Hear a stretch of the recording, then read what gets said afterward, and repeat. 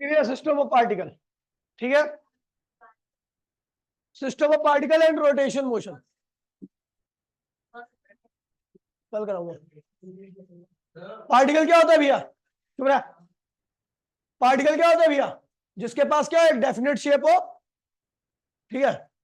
Particle क्या होता है भैया, डेफिनेट मास हो बट क्या है, नेग्लिजिबल क्या हो, शेप हो, साइज को। हाँ हाँ पार्टिकल लिखो ना, तो पार्टिकल क्या होता है भैया, जिसकी शेप क्या हो भैया, मतलब कि बहुत छोटी हो और मास क्या हो, फाइनाइट हो, उसको हम क्या कहते हैं भैया।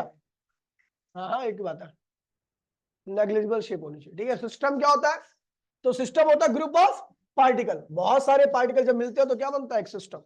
इंटरनल फोर्स क्या होता है, तो इंटरनल फोर्स वो फोर्स होता है जो सिस्टम को जोड़ गई। ये कुर्सी क्या एक सिस्टम है जो बहुत सारे पार्टिकल से मिलकर बनी है, तो उन पार्टिकल्स को जोड़ने के लिए एक फोर्स होता है जिसको हम क्या कहते हैं, internal force, the force which hold the system, ठीक है भैया।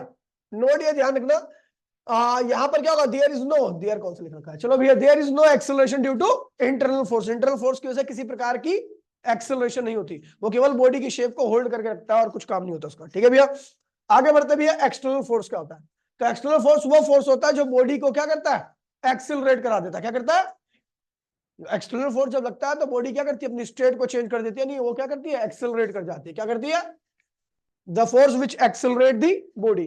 फिर आता भी है centre of mass, centre of मास वो पॉइंट होता है बॉडी के अंदर जहां पर ये मान के चला जाता है कि बॉडी का पूरा मास क्या होता है, यहीं पर लाई करता है। सेंटर ऑफ मास की कुछ प्रॉपर्टी है कि बॉडी का एक्सेलरेशन बराबर में सेंटर ऑफ मास का एक्सेलरेशन, बॉडी की वेलोसिटी बराबर में सेंटर ऑफ मास की वेलोसिटी, बॉडी का सारा मास वहीं पर लाई करता है। अगर सेंटर ऑफ मास के लोग आप बॉडी को बैलेंस कर दे तो बॉडी के ऊपर नेट मूवमेंट क्या होता है, जीरो मूवमेंट, समझते हो, ना तो इधर जाएगी ना उधर जाएगी, ठीक है भैया।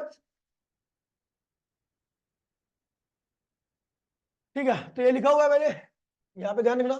मास ऑफ सेंटर ऑफ मास कितना होता है भैया, बॉडी के centre of mass, acceleration of body कितना होता है, सेंटर ऑफ मास के एक्सेलरेशन के बराबर, वेलोसिटी ऑफ बॉडी कितनी होती है, जितना सेंटर ऑफ मास की वेलोसिटी होती है। अगर बॉडी बैलेंस है किसके लोग, सेंटर ऑफ मास के लोग, तो उसके अंदर किसी प्रकार की मूवमेंट, मूवमेंट का मतलब ये हो गया कि ये भैया सेंटर ऑफ मास है, ना ये बॉडी क्या होगी, इधर जाएगी ना ही इधर जाएगी, ये क्या होगी, इसी पे बैलेंस रहेगी, ठीक है। आगे बढ़े, centre of mass of different body, कुछ बॉडी ऐसी होती है जो रेगुलर शेप की होती है, उनको देख करके आप उसके सेंटर ऑफ मास को बता सकते हैं। स्क्वायर है तो उसका सेंटर मास कहां पे होगा, जगह जहां पे उसके दोनों डायगोनल्स क्या करते हैं, इंटरसेक्ट करते हैं। ऐसी आपका रेक्टेंगल है, ऐसी आपका वो होता है पैरेललोग्राम होता है, ठीक है भैया। Centre of mass of two system of particle, ठीक है, centre of mass of, centre of mass of two particle, particle system, एक सिस्टम है जिसके अंदर कितने पार्टिकल है, दो, तो उसके सेंटर ऑफ मास के हम किस प्रकार से निकालेंगे, ठीक है, उनका सेंटर ऑफ मास किस प्रकार से निकालेंगे, चलो लिखते भैया, ठीक है। एक पार्टिकल ये था, जब ये पार्टिकल अकेला था,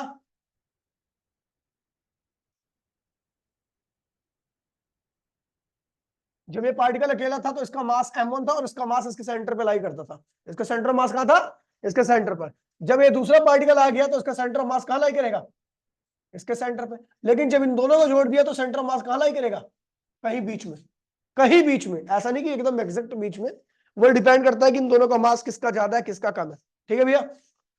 तो मैंने कहा ये कोऑर्डिनेट सिस्टम बना दिया, ये है आपका एक्स और ये है आपका वाई। इस मास का, ये m1 मास है, इसका सेंटर ऑफ मास जो जिस पोजीशन पे था उस पोजीशन वेक्टर की वैल्यू क्या है, r1 है, क्या है, ये मास m2 जो जिस पोजीशन पे था उस पोजीशन का वो क्या है, सॉरी उस सेंटर ऑफ मास का जो पोजीशन वेक्टर है वो क्या है भैया, r2 है, क्या है। लेकिन जब ये दोनों देखिए, जब अलग ये अकेला था तो इसका सेंटर ऑफ मास r1 पे लाई कर रहा था, r1 पोजीशन पे। ये जब अकेला था तो इसका सेंटर ऑफ मास कहां कर रहा था, r1 पोजीशन पे। लेकिन जब ये दोनों मिलकर के एक पार्टी सिस्टम बन गया, क्या बन गया, तो इसका सेंटर मास ना तो यहाँ पे होगा ना यहाँ पे होगा, कहां पे लाई करेगा, बीच में कहीं पे लाई करेगा, समझ गए भैया, ठीक है। तो सेंटर ऑफ मास आ गया इधर, ये रहा आर पे, ठीक है। आर क्या है, स्मॉल आर क्या है, position vector of centre of mass of m1। m1 अगर अकेला होता तो उसके सेंटर ऑफ मास का पोजीशन वेक्टर क्या होता, r1 होता। r2 क्या है, position vector of centre of mass of m2। Capital R क्या है, position vector of centre of mass of m1 and, जब दोनों मिल गए, अब इसी आर की वैल्यू निकालनी है हमें, ठीक है भैया। तो भैया देखिए, अब ये दोनों बन चुके हैं क्या, M1 और M2 मिलकर के क्या बन चुके हैं, पार्टिकल और सिस्टम बन चुके हैं। क्या बन चुके हैं, सिस्टम। और सिस्टम का जो सेंटर ऑफ मास होता है कहीं पे लाई करता है, बीच में। ठीक है भैया। अच्छा, सिस्टम को होल्ड करने वाला एक फोर्स होता है जिसको मैं क्या कहता हूं, इंटरनल फोर्स। क्या कहता हूं, ये वाला मास इस वाले मास को F1 फोर्स से खींच रहा है। कितने फोर्स से खींच रहा है, F1 से, F1 फोर्स से। ऐसे ही ये वाला मास इस वाले मास को कितने फोर्स से खींच रहा होगा, F2 फोर्स से। ये दोनों इंटरनल फोर्स होते हैं। F1 बराबर में क्या होता है, F2, लेकिन अपोजिट होते हैं। ठीक है, इंटरनल फोर्स हमेशा एक दूसरे को क्या करता है, कैंसिल कर देता है, पेयर की फॉर्म में आता है, एक्शन रिएक्शन की फॉर्म में आता है। ठीक है भैया।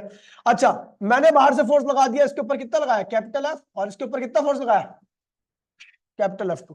ठीक है भैया।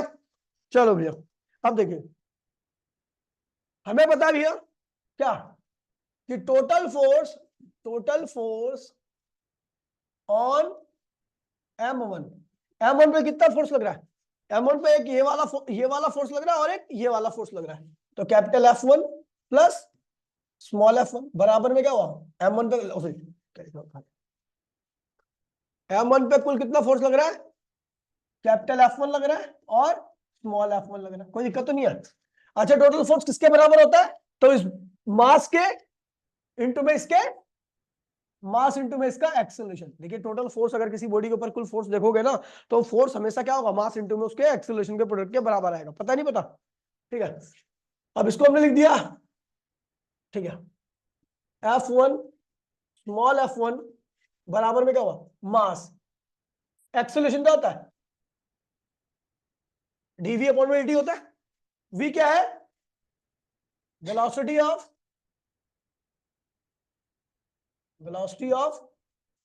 m1 की क्या है भैया, वेलोसिटी।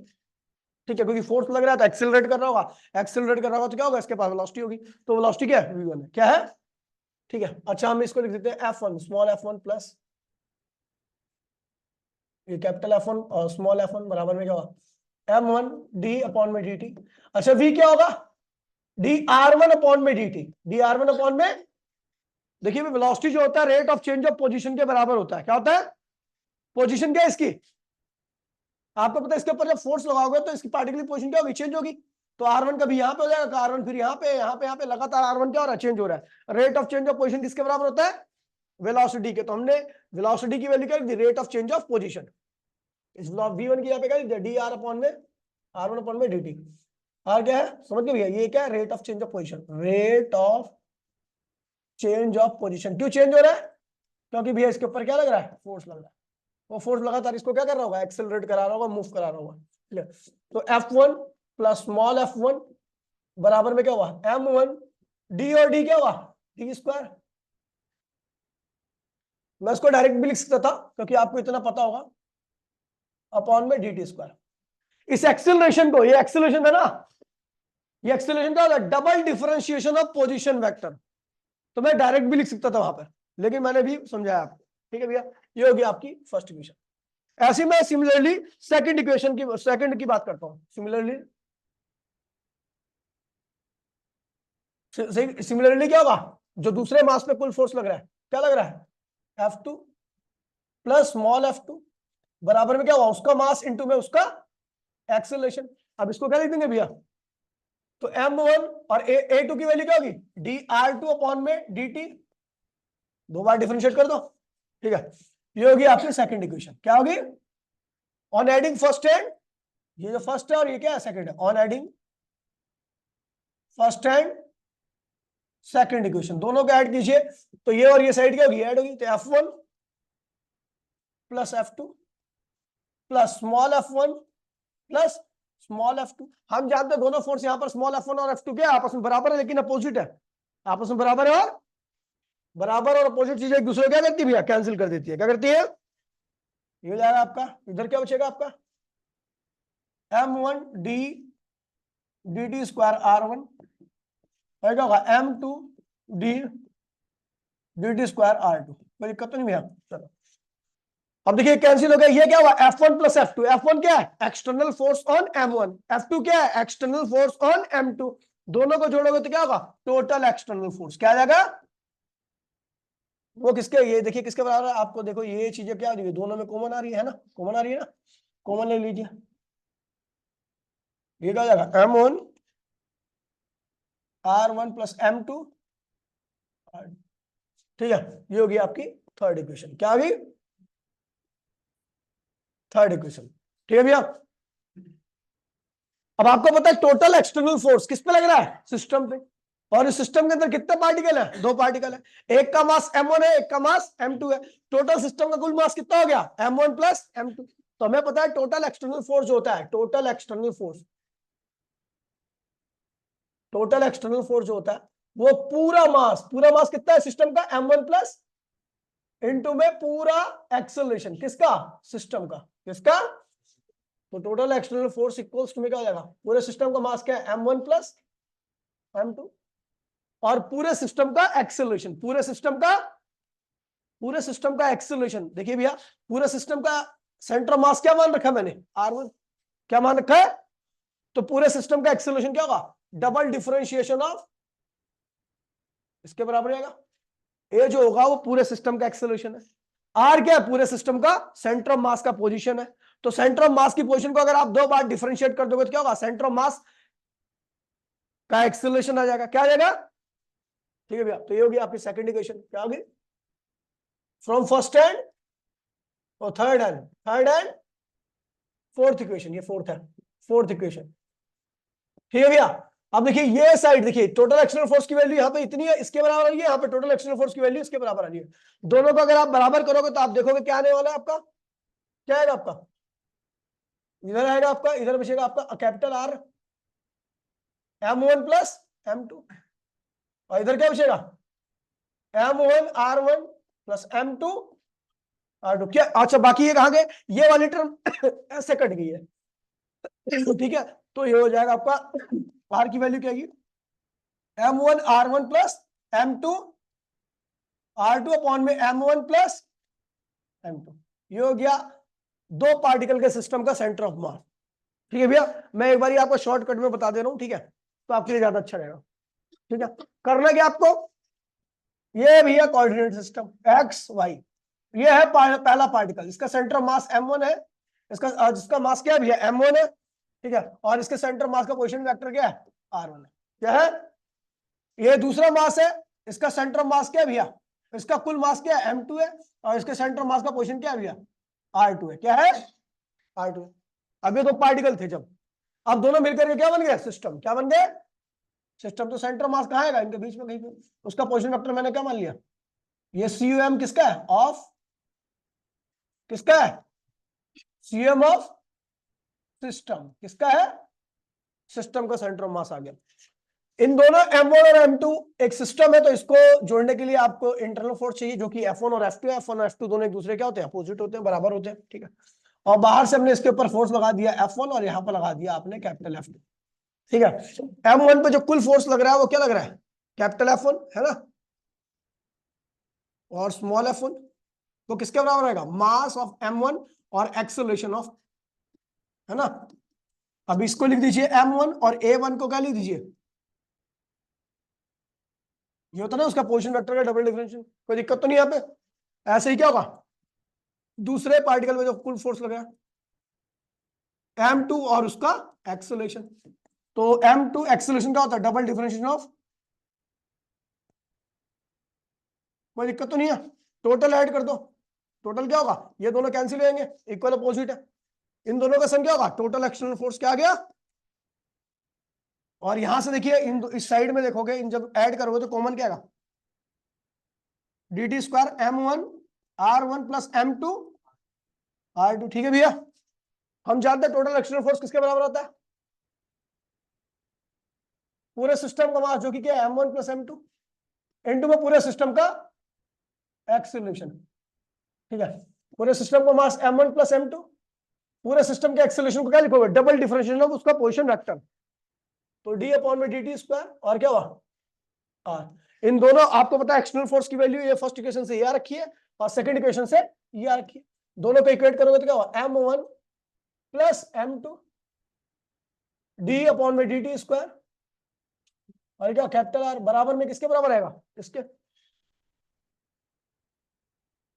M1 प्लस M1R1 और M2R2। ये टर्म इससे क्या होगी, कैंसिल हो गई। ठीक है भैया, तो ये क्या होगा M1 प्लस M2, और इधर क्या हुआ R, और इधर क्या हुआ M1R1 plus M2R2।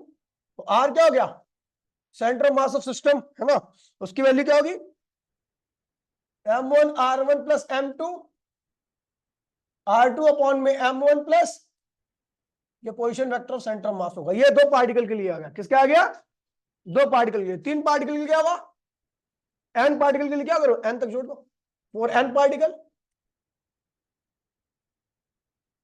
n particle के लिए जोड़ोगे तो क्या हुआ M1R1 plus dot dot dot dot Mn, जितने होंगे उतने तक करना, और नीचे क्या होगा M1 plus dot dot dot dot Mn। One dimension body के लिए, 1D अगर बॉडी है तो उसमें केवल क्या होगा, एक्सियम होगा या वाईसीएम होगा, मतलब एक कोऑर्डिनेट होगा, है ना। 2 डायमेंशन बॉडी है तो सेंटर मास के क्या होंगे, दो पोजीशन होंगे, एक्सियम भी होगा और वाईसीएम होगा। और 3 डायमेंशन बॉडी है तो क्या होगा, उसके पास एक्सियम भी होगा, वाईसीएम भी होगा और जेड। उसके सेंटर मास के 3 कोऑर्डिनेट्स होंगे। सेंटर मास एक पॉइंट होता है जिसके आपको कोऑर्डिनेट्स बताने, वही कोऑर्डिनेट्स क्या होता है, सेंटर मास होता है। तो भैया अगर 1 डायमेंशन बॉडी रॉड है तो उसकी लंबाई पे कहीं लाई करेगा, और कोई एरिया है तो उसके पास लंबाई भी होगी चौड़ाई भी होगी, तो जो पॉइंट्स हो गए उसके पास दो कोऑर्डिनेट होंगे ना। तो मैंने मान लिया पहला पॉइंट क्या है, एक्सियम, दूसरा पॉइंट क्या है, वाईसीएम, वैल्यू आई। और कोई 3 डायमेंशन बॉडी है, इसके बाद लंबाई चौड़ाई ऊंचाई है, तो आपको उस सेंटर ऑफ मास की पोजीशन बताने के लिए एक्स वाई जेड तीनों की वैल्यू बतानी पड़ेगी। अच्छा, अब एक्सियम आप सोचोगे एक्सियम कैसे, अब एक्सियम कुछ नहीं है भैया, M1 x1 M2 फॉर्मूला यही है x2, समझ गए, डॉट डॉट Mn ऐसे वाईसीएम क्या होगा M1 y1 M2 y2 dot dot dot dot Mn yn upon में टोटल मास। ठीक है भैया, इस तरीके से आपको कैलकुलेट करना, ठीक है। अच्छा, वेलोसिटी क्या होगी, तो velocity of centre of mass, velocity of centre of mass, velocity of centre of mass क्या होता है, उसका सेंटर ऑफ मास की पोजीशन का डिफरेंशिएशन टाइम के रिस्पेक्ट में। पोजीशन क्या रखी है, यह रखी है या ये रखी है, उसी को डिफरेंशिएट करोगे तो वेलोसिटी आ जाएगी। तो इसको करो पूरा डिफरेंशिएट तो क्या होगा, M1 आएगा, R1 को करोगे तो क्या होगा, V1 हो जाएगा, क्या हो जाएगा Mn आएगा, और Rn को करोगे तो क्या होगा Vn हो जाएगा, अपॉन में नीचे क्या होगा M1 प्लस, मास को डिफरेंशिएट नहीं कर सकता क्योंकि मास क्या है, कांस्टेंट टर्म होती है। अच्छा एक बात और सुनो, ठीक है, M1 क्या है, mass of first particle, V1 क्या है, velocity of first particle, Mn क्या है, mass of nth particle, Vn क्या है, वेलोसिटी ऑफ nth पार्टिकल। ठीक है भैया, इन सब को इस तरीके से करोगे तो क्या होगा, वेलोसिटी ऑफ सेंटर ऑफ मास आएगा। फिर निकालना आपको acceleration of centre of mass, क्या निकालना है, तो acceleration of centre of mass क्या होता है, वेलोसिटी ऑफ सेंटर ऑफ मास को डिफरेंशिएट कर दो टाइम के रिस्पेक्ट में, इसको करो तो क्या होगा M1 बाहर आएगा, V1 क्या होगा A1 dot dot dot dot, इसको करो तो क्या होगा Mn बाहर आएगा, Vn An हो जाएगा, अपॉन में M1 dot dot dot dot Mn। M1 क्या है, mass of first particle, A1 क्या है, acceleration of first particle, Mn क्या है, मास ऑफ n पार्टिकल, और An क्या है भैया, एक्सेलरेशन ऑफ nth पार्टिकल। नीचे क्या है, टोटल मास ऑफ सिस्टम, क्या है, टोटल मास ऑफ सिस्टम, तो ये क्या है, centre of mass of centre of mass of जो भी है आपका, ठीक है, सिस्टम। क्या कर रहा है, गेट बंद नहीं कर रहा, तू ऐसे कर रहा है ताकि मेरे को ऐसा लगे कोई बाहर खड़ा हुआ है ना। बेटा ये मत चल मेरे साथ,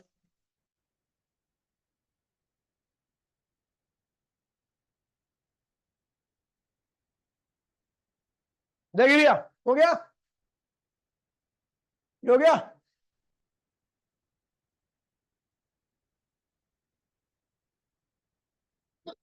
अब आगे बढ़ते भैया, देखिए ये सब बता रखा है मैंने, एक बार नोट्स में देख लोगे तो आपको समझ में आ जाएगा सारा।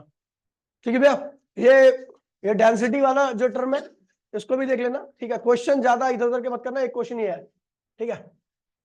कह रहा भैया इसके सेंटर मास निकालिए, तो आपको किसी को भी क्या लेना, M1, किसी को भी M2 और किसी को भी M3।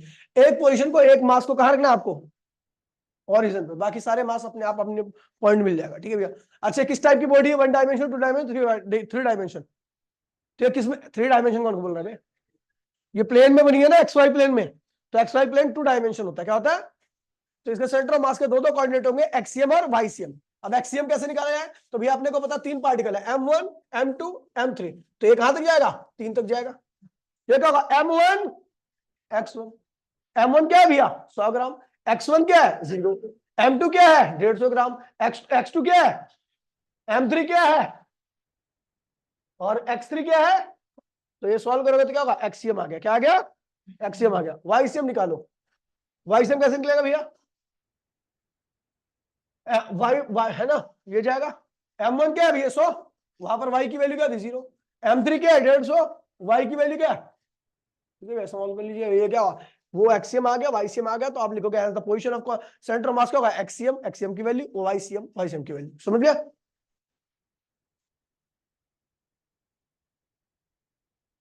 भाई यही क्वेश्चन बना था ना। एक एल शेप्ड लैमिना भी है, ठीक है, एक एल शेप्ड लैमिना है, उसका सेंटर ऑफ मास की बात करेंगे। लैमिना मतलब शीट होता है, क्या होता है, शीट, 2 डायमेंशन की बॉडी होती है, ठीक है भैया। उस वो क्वेश्चन भी आता है, मैंने बताया था पिछली बार भी शायद आया था आपके पेपर में, है ना, ऐसा था। कह रहे भैया फाइंड आउट सेंटर ऑफ मास, अगर पूरे लैमिना का मास क्या है 1 किलोग्राम है, क्या है, और 3 किलोग्राम है, तो एक पार्ट का मास क्या होगा 1 किलोग्राम, 1 केजी। इसका भी क्या होगा 1 केजी, और इसका भी क्या होगा 1 केजी। अच्छा बता दो, तो ये पूरे 2 मीटर है, यहां से क्या है 2 मीटर है, ये क्या है वो 2 मीटर है। तो भैया अपने को पता है भैया ये लैमिना भी कैसी है, 2 डायमेंशन है, 1 डायमेंशन है, 2 डायमेंशन, क्योंकि ये प्लेन में बनेगी, इसमें बनेगी, ये बन गई, ये एक्स है और ये क्या है वाई। इसका अब देखिए भैया, ये पूरा 2 मीटर है, तो ये कितना होगा आधा 1 मीटर। और आपको पता वन जो देखिए, ये केवल मैं इसकी बात कर रहा हूं मैं, तो इसके सेंटर के कोऑर्डिनेट बताओ। देखिए इसमें y की वैल्यू क्या होगी 0.5, x की वैल्यू भी क्या होगी 0.5, तो इस वाले मास का जो कोऑर्डिनेट्स होगा क्या होगा 0.5 कोमा 0.5 कोमा 0.5। अच्छा इसका कोऑर्डिनेट बताओ, मुझे पता है यहाँ पे y क्या है, एक ये रहा और आधा और चला गया, तो क्या हुआ y की वैल्यू क्या होगी 1.5 और x की वैल्यू क्या होगी 0.5। समझ गए भैया, ऐसे यहां पर देखो इसके कोऑर्डिनेट बताओ, y की वैल्यू क्या होगी 0.5 क्या होगी, और x की वैल्यू क्या होगी 1 और आधा, तो क्या होगा 1.5। 2.5 कौन कह रहा है, ठीक है। तो ये 2 डायमेंशन बॉडी है, इसके सेंटर ऑफ मास के कोऑर्डिनेट्स क्या होंगे एक्सियम और वाईसीएम। एक्सियम की वैल्यू क्या होगी, एक्सियम इक्वल्स टू क्या होगा M1 X1 M2 X2 M3 upon में टोटल मास, टोटल मास क्या है 3। अब देखिए इसको मान लीजिए 1, M1 मान लीजिए, इसको क्या मान लीजिए M2, तो एक मान लीजिए M3। अब जिसको आपने M1 मान लिया उसी के साथ क्या होगा X1, तो M1 X1 M2 X2 M3 सारी वैल्यू सिर्फ नहीं है ऐसे आपने इसको वाईसीएम निकालिए, क्या निकालिए वाईसीएम क्या होगा M1 Y1 M2 Y2 M3 Y3, ये रहा। समझ गए भैया, ऐसे सॉल्व करना, आपको एक्सियम वाईसीएम आ जाएगा इस क्वेश्चन में भी, ठीक है भैया। टी वाले शेप का लैमिना नहीं आएगा क्योंकि वो थोड़ा हार्ड क्वेश्चन है, एनसीईआरटी वो आपके उसमें नहीं आएगा, ठीक है भैया। Example of binary system of, ठीक है, centre of mass. Binary system मतलब जहां पर दो दो पार्टिकल होते हैं, क्या होते हैं, तो एक सन ये रहा एक सन ये रहा, ठीक है, इसका सेंटर मास क्या होगा बीच में होगा। अगर दोनों मास बराबर है तो सेंटर मास क्या होगा भैया बीच में लाई करेगा। अगर M1 ज्यादा है M2 कम है तो सेंटर मास टूवर्ड्स M1, और अगर मेरा M2 ज्यादा है M1 कम है तो सेंटर मास क्या होगा टूवर्ड्स M2। समझ गए भैया। अच्छा डायटोमिक मॉलिक्यूल्स, डायटोमिक मॉलिक्यूल्स में जिसमें आपके दो दो मॉलिक्यूल्स होते हैं, एग्जांपल के तौर पर आपको पता ही होगा H2O O2 है ना, तो CO2 CO, ठीक है। तो डायटोमिक का सेंटर ऑफ मास क्या होता है कहीं उनके बीच में लाई करता है, ठीक है भैया। वाइब्रेशन जो वाइब्रेशन होगी वो क्या प्रोड्यूस करेगा internal force, and internal force can not change the position of centre of मास। देखिए वाइब्रेशन से जो आ रही है ना, ऊपर नीचे आएंगे ना, तो फोर्स तो हो गई, लेकिन वो फोर्स क्या होगा सेंटर मास की पोजीशन को कभी भी चेंज नहीं करेगा, वो उसी रास्ते पे होगा, ठीक है भैया। आगे बढ़े। अब देखिए ब्लास्टिंग ऑफ क्रैकर, ये सबसे ज्यादा पूछे जाने वाला क्वेश्चन है।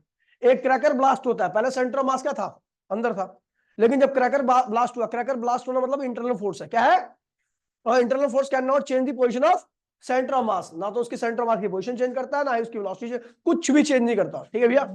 आगे बढ़ते हैं भैया, यहां पे लिखा हुआ है blasting produce internal force, internal force can not change the position of centre of मास, ठीक है भैया। ठीक है, मून और सन सिस्टम का देखिए कैसे होगा, तो भैया मून और सन के सॉरी मून और अर्थ का सिस्टम का जो सेंटर ऑफ मास होगा टुवर्ड्स अर्थ लाई करेगा, और अर्थ और सन के सेंटर मास कहाँ लाई करेगा? टुवर्ड्स हैवी मास की तरफ सेंटर मास हमेशा लाई करता है। ठीक है भैया। अच्छा, equation of rotation motion, equation of rotation motion कुछ नहीं करना, डेरिवेशन नहीं आती इसकी, सीधा आपको ध्यान रखना है। ठीक है, वी को 3 इक्वेशन होती है आपकी लीनियर मोशन में, उसी से मिलती जुलती हमारी क्या है? रोटेशन मोशन की इक्वेशन है। ठीक है, फाइनल। अच्छा, ओमेगा क्या होता है? 2 पाई अपॉन में टी, ये होता है ना, याद है? या 2 पाई अपॉन में 2 पाई इंटू में एफ हो जाएगा, क्योंकि 1/t क्या होता है। ठीक है भैया, तो ओमेगा इनिशियल क्या होगा? ओमेगा फाइनल क्या होगा? 2 पाई अपॉन में टी फाइनल, या 2 पाई फ्रीक्वेंसी फाइनल। ठीक है। अच्छा, ओमेगा इनिशियल क्या होगा? 2 पाई टाइम इनिशियल, और क्या होगा? 2 पाई फ्रीक्वेंसी इनिशियल। कोई दिक्कत तो नहीं है? चलो, इस चीज को ध्यान रखना। ठीक है भैया, कुछ भी नहीं है, हो जाएगा आराम से। आगे बढ़े। ठीक है, यहां पे ध्यान रखना, मैंने आपको बताया था एक्सेलरेशन क्या होता है? डीवी अपॉन में डी।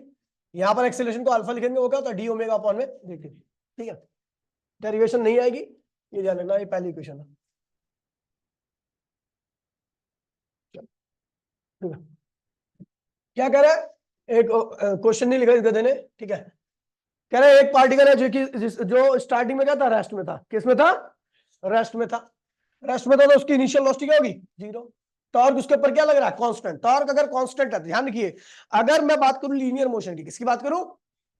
लीनियर मोशन में अगर फोर्स लगता है तो उसकी वेलोसिटी चेंज होगी। ठीक है, उसकी वेलोसिटी क्या होगी? फोर्स नहीं लगेगा तो वेलोसिटी नहीं चेंज होगी। समझ गए?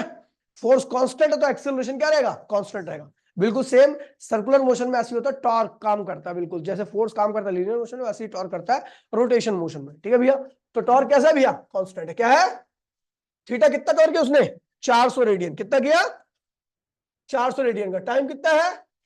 10 सेकंड। आपको क्या निकालना है? Alpha, angular acceleration. क्या निकालना है?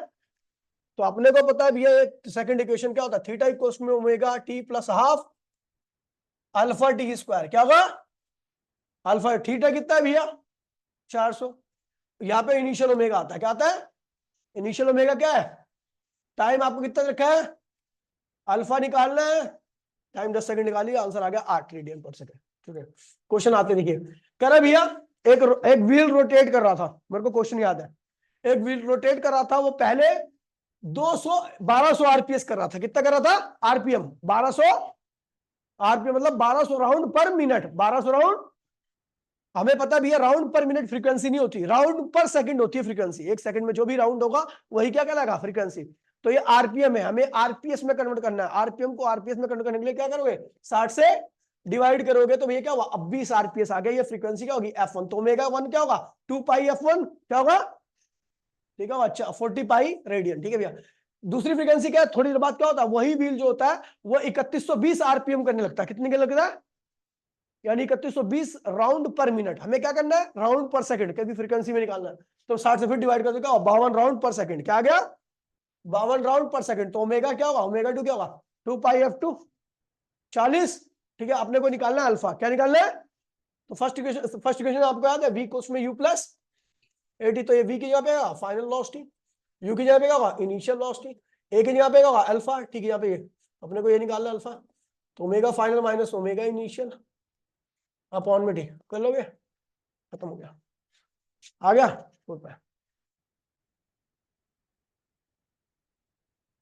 मूवमेंट ऑफ फोर्स क्या आता है भैया? Movement of force. Movement of force कोई और चीज नहीं है भैया, टॉर्क है। क्या है भैया? मूवमेंट मतलब क्या होता है? Turning effect. क्या होता है? किसी भी बॉडी के ऊपर यदि आप फोर्स लगाते हो, जैसे पंखा है, पंखा रोटेशन मोशन कर सकती है, मैंने इसके ऊपर फोर्स लगाया तो फोर्स जो इफेक्ट क्रिएट करेगा उसको रोटेट करा देगा। फोर्स के उसी रोटेशन इफेक्ट को हम क्या कहते हैं भैया? टॉर्क कहते हैं। The rotational effect of force is known as torque. Force का जो रोटेशनल इफेक्ट होता है उसी को हम क्या कहते हैं भैया? टॉर्क कहते हैं। ये लिखा हुआ टर्निंग इफेक्ट ऑफ फोर्स, किसी रोटेशन टर्निंग एक ही बात होगी ना। ठीक है, तो टॉर्क क्या होता है भैया? रोटेशनल और टर्निंग इफेक्ट ऑफ फोर्स। ठीक है भैया, अब एक बात ध्यान में लो, एक्सप्रेशन ऑफ टॉर्क क्या है? ये भैया ये फिक्स है इस वाले एंड से, इसे कहते हैं भैया एक्सिस ऑफ रोटेशन। क्या कहते हैं इसे? हमने फोर्स इस तरीके से लगा दिया, किस तरीके से लगा दिया? ऐसा। तो अपने को पता है भैया ये आर है। क्या है ये? पोजीशन। जिस आर्म को हम रोटेट करा रहे हैं ना, वो ये रहा, ठीक है। उसकी डायरेक्शन क्या है ये, तो एफ को रिजोल्व करो क्या होगा, एफ कॉस थीटा, ये क्या होगा एफ साइन थीटा। अच्छा बताओ इसको रोटेट कौन करा सकता है, एफ कॉस थीटा या एफ साइन थीटा?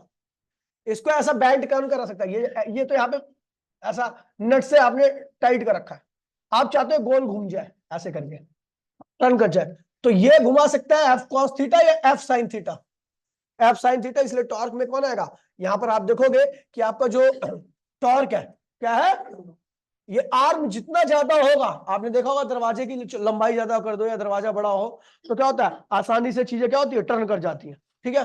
और अगर दरवाजा क्या हो भैया छोटा सा, ठीक है, तो टर्निंग इफेक्ट क्या होता है, कम आता है। तो कह रहा है भैया जो टर्निंग इफेक्ट है टॉर्क है वो किसका डायरेक्टली है, आर्म की, उसकी जो चौड़ाई। अच्छा छोटी रिंच देखी आपने, छोटी रिंच, रिंच है तो चाबी जिससे नट वट खोलते हैं, हाँ, तो अगर चाबी छोटी होती है तो नट सही से नहीं खुलता, चाबी बड़ी कर दो तो नट क्या होता है, आसानी से खुल जाता है। रीजन क्या है, क्योंकि उसकी आर्म बढ़ गई है, जो जिसके अंदर आप टर्निंग इफेक्ट लाना चाहते हो, अगर उसकी लंबाई बढ़े है ना तो क्या होता है, टर्निंग इफेक्ट क्या होता है, ज्यादा आता है। यानी जो टर्निंग इफेक्ट ऑफ फोर्स है यानी टॉर्क, वो किसका डायरेक्टली होता है, आर के, किसका डायरेक्टली होता है, आर के, आर्म लेंथ। ये देखो आप चाहते हो कि इस नट को खोला जाए, पहले आपने छोटी चाबी यूज की तो टर्निंग इफेक्ट क्या आ रहा था, इसके अंदर कम आ रहा था, फिर आपने बड़ी चाबी यूज की तो टर्निंग इफेक्ट क्या हुआ, ज्यादा आ गया। तो क्यों ज्यादा होगा, क्योंकि आपने आर्क की लेंथ क्या कर दी थी, बढ़ा दी थी उसका। मैं मोटी बुद्धि, मैं केवल साइज, अब दरवाजा देखा है, छोटा दरवाजा क्या होता है, थोड़ा फोर्स लगाओ, हाँ वहां पे फोर्स लगाओ, कब्जे के साइड में, कब्जे जानते हो, अरे अंग्रेज यही है, कई लोग दिखावा करते हैं, पता उन्हें सब कुछ होता है, नहीं मैं बता रहा हूँ आपकी बात नहीं कर रहा, कई लोग दिखावा करते हैं, पता उनको सब कुछ होता है, ठीक है, लेकिन क्या होता है ये, अब सब पता है तो ये सब पता है, जानते तो इंग्लैंड में नहीं रहता, यही रहता है, पता सब कुछ होता है लेकिन अनजान बनते हैं, है ना।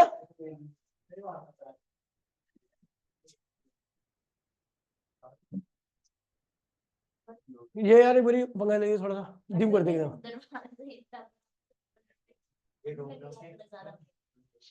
डिम कर देगा, स्लो कर दे,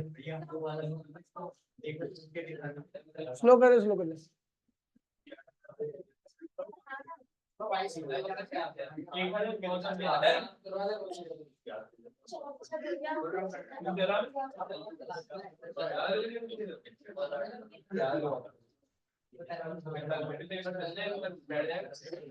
देखिए भैया मुद्दे पे क्या, पेपर में नहीं आ रहा भैया,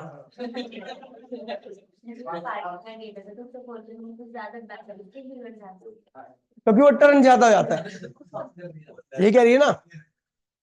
हाँ तो पार्किंग गेट तेरे है घर में, गेट पार्किंग वाला, कोई बात नहीं। ओए भाई देखिए मुद्दे पे आओ, देखिए भाई प्लीज बोलिए मत कोई भी, ठीक है। तो कह रहा है भैया जो आर्म है अगर उसके साइज को बढ़ा दिया, ये एक्सिस ऑफ रोटेशन है, अगर आप यहाँ पे फोर्स लगाओगे तो टर्निंग इफेक्ट क्या होगा, कम आएगा, यहाँ फोर्स लगाओगे तो टर्निंग इफेक्ट क्या आएगा, ज्यादा आएगा, यहाँ फोर्स लगाओगे। क्वेश्चन ये भी आता है कि जो दरवाजा होता है उसके जो वो हैंडल होता है वो हमेशा क्या होता है, दरवाजे के एकदम एंड में लगाया जाता है, क्योंकि दरवाजे के एकदम एंड में लगाने से क्या होता है कि उसका एक्सिस ऑफ रोटेशन से दूरी क्या होती है, बढ़ जाती है, दूरी बढ़ेगी तो टर्निंग इफेक्ट क्या होगा, ज्यादा आएगा, आसानी से दरवाजा क्या होता है, खुल जाता है। वरना आप चाहो तो हैंडल बीच में लगा दो, क्या दिक्कत है, ठीक है, तो हैंडल बीच में लगाने से क्या होगा, टर्निंग इफेक्ट क्या होगा, कम आएगा, इसलिए हम दरवाजे के एंड में लगाते हैं, ठीक है भैया। क्योंकि जितना ज्यादा आर रहेगा, मतलब समझे, एक्सिस ऑफ रोटेशन जितनी ज्यादा दूर रहेगी फोर्स की, फोर्स कहां पे लगाते हो आप, हैंडल पे लगाते हो ना, हैंडल पकड़ के खोलते हो ना, तो हैंडल पकड़ के खोलते हो तो अब भैया हैंडल अगर दूर रहेगा तो फोर्स भी क्या रहेगा, दूर रहेगा, और फोर्स दूर रहेगा तो टॉर्क क्या आएगा, ज्यादा आएगा। दूसरा, अगर आपको जल्दी से टर्न कराना चीजों को तो भैया आप उसके ऊपर फोर्स बढ़ा दो, क्या बढ़ा दो, कौन सा फोर्स, एफ कॉस थीटा या F sine theta, F sine theta, क्योंकि एफ साइन थीटा ही इसको टर्न करा सकता है, ठीक है। तो टॉर्क की डायरेक्ट यूनिट क्या होगा, एफ साइन थीटा, कंबाइन कीजिए तो क्या होगा, R F sine theta, torque equals में के times of R F sine theta, के की वैल्यू क्या होती है, 1 होती है, ठीक है भैया। तो ये टॉर्क इक्वल्स में क्या होगा, आर एफ साइन थीटा, ये टॉर्क का फॉर्मूला हो गया। और ये ध्यान रखना, अगर भैया ये एक्सिस ऑफ रोटेशन है, आप फोर्स ऐसे लगाओ, ये एक्सिस ऑफ रोटेशन है, आप फोर्स